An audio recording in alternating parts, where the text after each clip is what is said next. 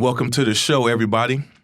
Follow D Money Podcast, where I like to find people who are interesting and I could have a very great conversation with. I record here at the Roundtable Recording Company, and as I'm walking the halls, I see this gentleman, and he got this aura about him, and I decided to ask him what he's up to, see what he's doing, and I asked him to bless the show. Everybody welcome Devon Golder. Thank you, sir. I appreciate that. Yes, sir. So what's happening with you? Oh, man, I'm blessed, man. Making music, doing business, just, living my best life. So what would you define yourself as? An entrepreneur, a musician, a producer, Okay. a writer. Yep. A family man, a father, a husband. Yep. All of those things. I have 4 sons, so. Okay. Yes. How old? 21, 18. A man. Yep, a man. 21, 18, 14, and 12. Okay. That's what's Yep. up. Yep. What would be your go-to title? What's your number one title? My number one title. Probably be producer. Producer. Yep. Music producer. Yes.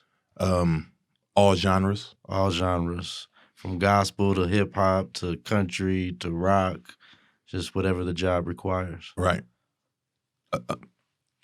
How did you get your start in music? I'd have to credit my family and my parents for that. My father, he's a singer. Of course, we was raised in church. My father was always, before he was the pastor and the minister, he was always the minister of music. Okay. So since I've been born, I've been at choir rehearsal, this group rehearsal, that we're, just running around the church until I got to the point where I was singing in the choir, and, I sung in a couple boy bands and, a couple guys from the church, we get together. And so that's probably how I got my start. That's all local indie. Yeah, but actually, when I was like 7 years old, we, my brother and I and my cousins, we had a rap group called Connection. We were a gospel rap group. Okay. And my uncle owns a record label here called Ty Scott Records, which back then was kind of just getting started, but now it's a pretty big deal. Yep. But we were a national act, so that's really how I got my start. So you guys toured and had We toured. We put out an album, a CD, tape. You know what I mean? Yeah. Tape, That's what's up. And we had 2 albums actually. Okay, so what made you make the transition from artist to producer? Just my surroundings. I think that I got tired of. First of all, I loved it. Because I'm not really a musician. I'm not one, I'm not going to be the one on the organ at church. Okay. You know what I mean? Yep. But in the studio, I could get the job done, and I think that intrigued me about myself because I'm like, okay, I can do things that these musicians can't do. Yep. I can go in the studio and I can make a record. Yep. You could play the piano real good, but I can go in there and I can make a record, Yeah. So I think that really motivated me, and I got tired of needing people, Okay. So I kind of wanted to be able to do everything on my own. So how did you learn how to do that? Because the boards are real tough to work, right? Well, I started on an MPC. Yeah. And I ain't gonna lie, my uncle that I was telling you about, Ty Scott Records, they had one sitting in their studio. Yeah. And I kind of borrowed it for a little while and took it home, And I got to hold on to it for quite a while before they asked for it. Yeah. So I got that call one day. Have you seen the MPC? Probably about a year later. Right. By then I was good. I know how to work it. So you just taught yourself how to use it? Yeah, and I have to give some credit to my friend Chris Kelly, rest in peace. He helped me out a lot with mentoring on using those machines. Yeah. And that's where I the old MPC with the pads. Yeah, on MPC it. 60, right? Or what, is that what it was? I had a 2000. Oh, okay. But the 60 that's something. Yeah. Yep, I had a 2000 and a 3000. Yeah. So the big Oh boxes. Yeah, I heard of them. Yep. Some people still use them. Really? Yeah. Dang. Yeah, some people still use them. Wow. So when you learned how to use that changed the game for you? As a Yes. musician or as a producer? As a producer, absolutely. Yep. Because it gave me more than one title. You know what I mean? It gave me more than one hat. So Right. it let me, be a little bit more useful in the studio. Yep. And we're working with other people and, all that stuff. So it definitely changed the game for me. And I've had most of my success in the music business producing. Okay. So it was definitely a blessing. And how old were you at that time when you started producing? Probably about 16. Oh, okay. About 16 when I actually started really getting into producing. Yep. Yep. And it was all in the indie industry, right? The Yep. scene that was Indianapolis. Yep. It wasn't much of a scene then. Right. At the time, I had a partner. He was a friend of mine, and we would just make beats together. Yep. We keyboards, whatever we can get our hands on, we'd just make beats together. Yep. And we started making them for ourselves, and then we started making beats for other people.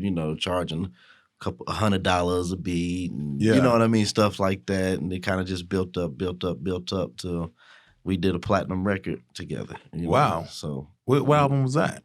that was The Sweetest Girl, Wyclef Jean, Yep. featuring Akon and Lil Wayne. Okay, that's dope. So yep. I was a producer on that record. I was a writer on that record. Nice. And I'm singing background vocals on that record. Okay. Yep. What would you say early on? So I guess Wyclef Jean was probably your earliest big name. No. We did our first major thing was when we did something and Marcus Houston picked it up. Okay. That was our first major thing. Yep.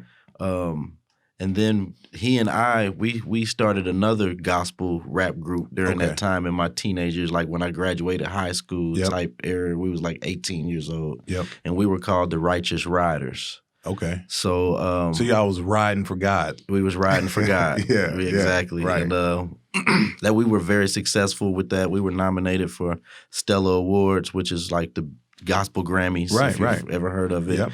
We toured the country, out of the country, like we toured the world. Like it was Dang. great. We was with your Kirk Franklins and your Mary Marys. Dang. And during our travels with Did that. Kirk Franklin yell at you?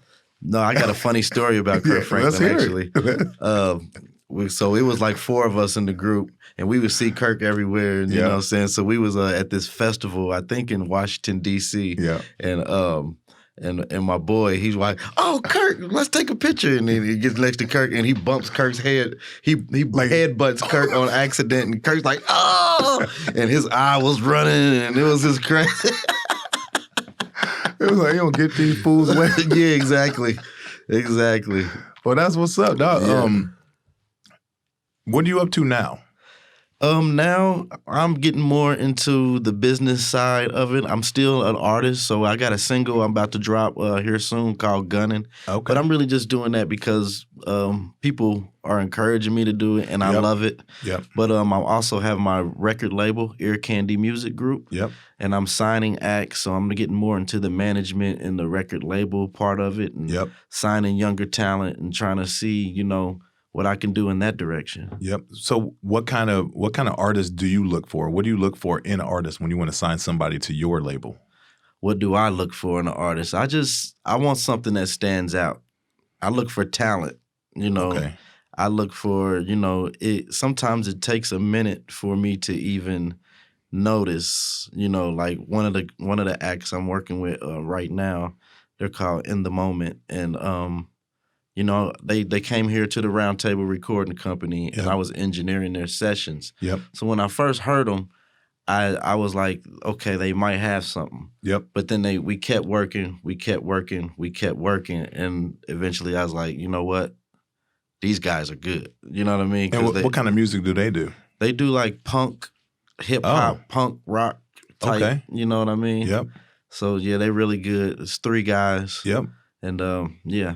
Some punk. Okay. Yep. Punk rock, hip hop. It's like an infusion. You know what Yeah. I mean?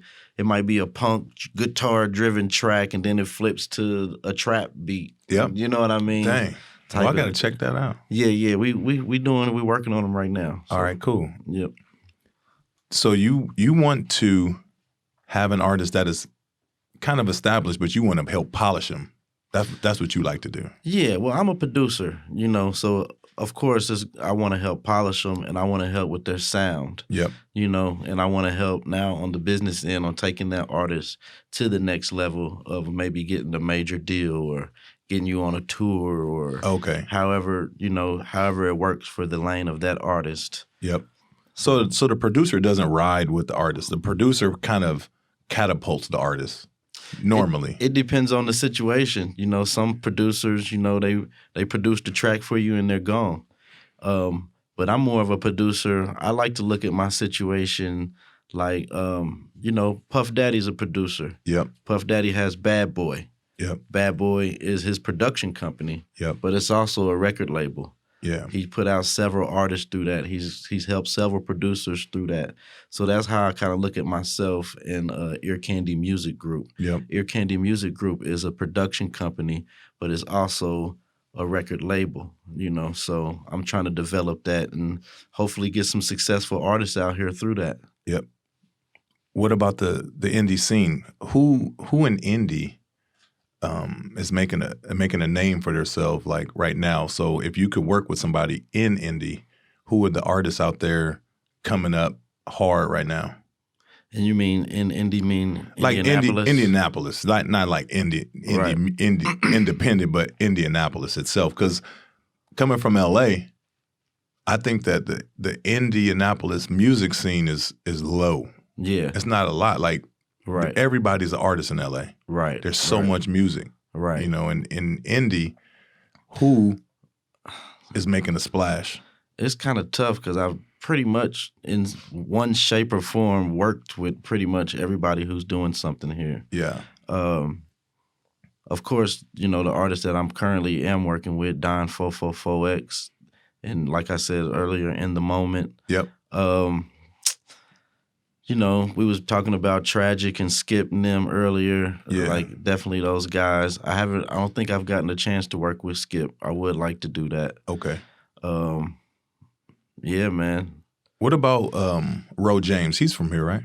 Yeah, he's definitely is. Is he still relevant? He's still big? Yeah, he still has a deal. He's working with his stuff. I was just talking to him. He's a friend of mine. Okay. So I've worked with him. I've written songs and produced songs with him. Okay. I like Ro James. Yeah, me too. Real stand-up guy, man. Yeah. I like his vibe. He makes good music. Right. He came by. I gave him a tour of the studio maybe a couple weeks ago. Okay. So I'm trying to make a plan to lock him in here. Nice. And work on a project here. I need to get him on here. Yeah, that would be simple. Yeah, Ro James would be a good one. Yep, for sure. How does your career help you operate in the community?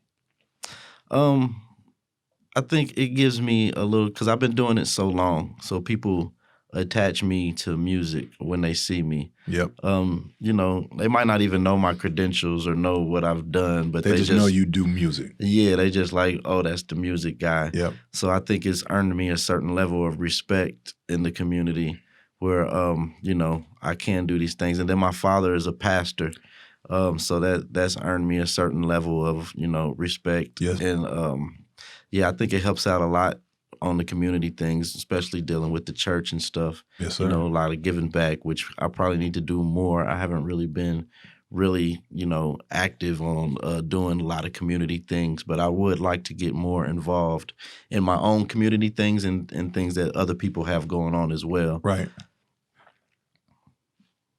With that being said, there's a lot of stuff going on currently.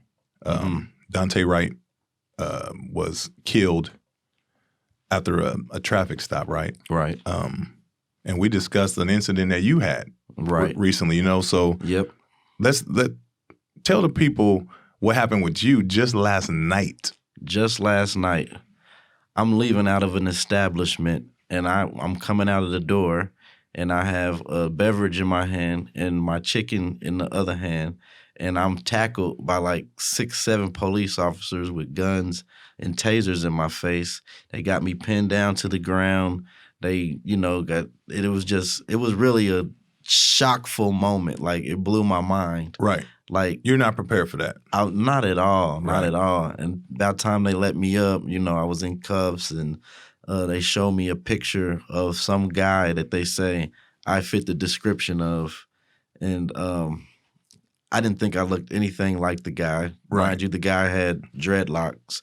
So Yeah. they were just going simply off of long dreads and that's it. Black male long dreads. Dang. And that's it. And that situation could have really went bad because I was very cooperative with the police. Right. And I still got scraped on the ground and tackled. And, Yeah. it was just like, does it really have to be handled like that? Yeah. So, But you said that the cop said that the guy was wanted for like a armed robbery, right? yeah, that's what. So after he let me up, and I'm standing there in cuffs, and he's showing me the picture of the guy, and we did like this because this guy is supposed to be armed and dangerous, and all that kind of stuff, Well, sometimes. But that's the first time that anything like that has ever happened to me. Oh, okay. So it was kind of a reality check because I got sons. You're right. And they might, somebody younger, if that happened to them, they might not react the way I reacted. They might as not mature be as you as did. yeah, exactly. Yeah. They might not be as cooperative. Right. And I can see how quick that can go wrong. I mean, guns are drawn. Tasers is already inches away from you. Right. So all it takes is one movement or one bad thought or, Right. And, the argument is always, why don't you just cooperate?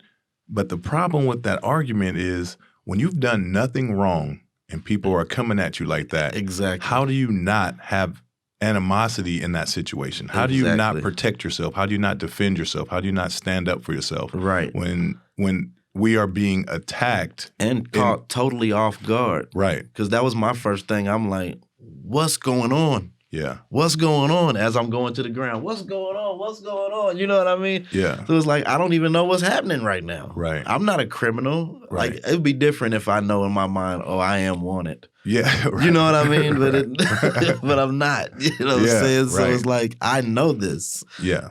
So. Yeah, that's the mentality. I've had conversations before where it's like, I know I'm not doing anything wrong. Right. So why are they messing with me? Right. So I don't have anything illegal in my pockets. I'm good. Yeah. Okay, let's get back to music. Yes, sir. If you could ever work with an artist throughout history, dead or alive, any genre, who would you want to work with? I mean, of course, Michael Jackson. Okay. I wish I can bring you back. Why does all artists? Why do people always want to work with Michael Jackson? He's he's the greatest. And for me, he's from Indiana. He's from Gary, Indiana. So and I think he's just one of the greatest acts of all time. Yep. So I would love to work with him. Of course, Babyface. I would love to work with Babyface. Babyface, Indiana boy too, right? Yep. He's from Indianapolis. And he's actually a friend of the family, so that's not too far fetched to work with him. But I would love for that to happen. Yeah. At this point in your life, would you say that you're successful? Yes, I would. And I would say I'm successful. So how would you define success? I'm going to define success as a mentality. It doesn't have anything to do with finances. Yep. For me, it doesn't have anything to do with the accolades and the things I've done. Yep. To me, it's just a mindset. I'm proud. I'm gonna walk around with my head up and my chest out. Yep. I'm successful. My family's good. My bills are paid. Yep. Everybody's happy. That's success to me. You made it. I made it. Right. Of course, I want to be super rich too. Right. But, it would help, but that's not what you define as success. Exactly. That's extra. That's extra. Okay. Exactly. If somebody was trying to become you, or there's a young producer out there and they just want to find a way, they want to get in. Mm-hmm. What advice would you give them? Work. Keep working. Don't stop. Stay motivated. Yeah. When I was grinding, we were grinding. Like, that's all we did. Yeah. We was in the studio. We fall asleep. We wake up. We back creating. Fall asleep. Wake up. Back creating. Yep. Just for years. So, you never know. You never know when the prize is coming. You never know when that situation is coming. I've seen people give up right in that moment. Oh man, I'm tired of this, man. I'm gonna get a job or whatever, you know. And you was Right about there. to make it. Yeah, You was right there. You know what I mean? Yeah. So I'm not saying don't get no job or nothing like that. You know what I mean? But I'm just saying whatever your situation is, don't stop creating. Don't stop creating, and don't stop networking, and you know, making that just as important as your job, or just as important as whatever else you're doing. Yep. How important is networking and not burning bridges in your industry? Very important. Yeah. You never know when you need to cross that bridge again. Yep. And you never know who knows who. It's easy to get a black ball on your name. Yep. Because people do talk, people do reference people. So yeah, I think that's the most important part. Right. This business is really built off of relationship. Right. You might not be the best singer, you might not be the best rapper, you might not be the best producer, but guess what? Your people are gonna take care of you. Those people know you, those people like you. Right. They want to do business with you. Yep. You know? That's important, right? Yes, it is. Okay. When you are done with music, or you let's say you're a granddad or great granddad, what do you see yourself doing after music? If you're, unless you're just gonna die doing music. I don't think it's nothing I'll never stop doing, but it definitely won't be the only thing I do. Yeah. I'm really into real estate, so okay. And I love it. So I probably, my end game, I see myself sitting back, maybe on some acres, nice home, you know, maybe a few other homes built around in my acre. You're going to be a slumlord? Yep. I'm going to have toys. I'm going to have a whole bulldozer out there. We're just going to be digging, and dirt bikes and go-karts and, you know, grandkids, dogs, you know. That's how I see my end game, you know. Do you want your kids to go into music? I'm sure they're in. Yep, they are. They already actually Don 444X, the artist that I was saying I have, that's my 18-year-old son. Okay. So, yeah. And so you refer to your son as his artist name. Yeah. Because I gotta promote him. Yeah, I feel you. You know. That's what's up. Yep. If you say that Michael Jackson is the guy that you would want to work with most. Yeah, for sure. And normally I end my podcast with a crazy question. This is not quite the end, but I want to ask, if you can only pick one Michael Jackson song for the rest of your life to hear, and then the rest of it all goes away, which Michael Jackson song would that be? Oh man, why'd you do it to me? I think I like. The first one that popped up in my head is actually a Jackson 5 song. Oh, which one? It's got to be there, got to be there in the morning. Yeah. Oh, yeah. What's it called? Got to be there? I don't know the name of that. She says hello to the world. Yeah, that's a song right there. Yeah, I remember being a kid and going through my father's greatest hits CDs and stuff, and I used to put that song on repeat. Okay. Repeat. So, yep. All right. One, I want to thank you for coming out. Man, I appreciate you having me out. Man, absolutely. I want to go not do it. I appreciate that. How can people reach you? How can people find you on social media or email? How, like, give them a way to get in contact with you. My social media, on all social media, is Devon Golder, at Devon Golder, DEVON GOLDER. All one word. Right on. Yep. So your final question is this. Yes, sir. Let's do it. So you can only live in one city in the country, and it can be indie. Which one would you pick? And why would you pick that city? That's tough. I'll give you a city. If it's the only Los place. Angeles. You know what? I was just out in Los Angeles, man. I love LA, but I don't think if that's the only city I could ever be in, I don't know if I would want to be there. I might say Atlanta, man. Atlanta. I might say Atlanta. Just because of, I like the industry there. Okay, the entertainment. It's growing, yeah. It's growing. That's like the new Hollywood. Yeah, they're doing movies and everything out there, just like Hollywood. They do a lot of music out there too. Yeah, a lot of music. Yeah. I think it might be a little bit more where you could touch the people more than a LA. Yep. You know what I mean? Like, and I got family there, you know, and very successful Black people there. Okay. You know, the Black mayor, Black governor, like Black business, like it's just Black banks. You know what I mean? So I see the opportunity for us there. You know, but I mean, that's only if that's the only place I could be. You know what I mean? So you could be stuck in Atlanta for the rest of your life. I think so. That's good. That's a big shout out to Atlanta. Yep, there's a lot going on down there, man. Yeah. So you can definitely stay entertained. Good. Well, I want to thank everyone for listening. I want to thank Devon for stopping by. Always remember to go to followdmoney.com, grab some merch, donate some cash. And we'll see you next time. Thank you. Yes, sir.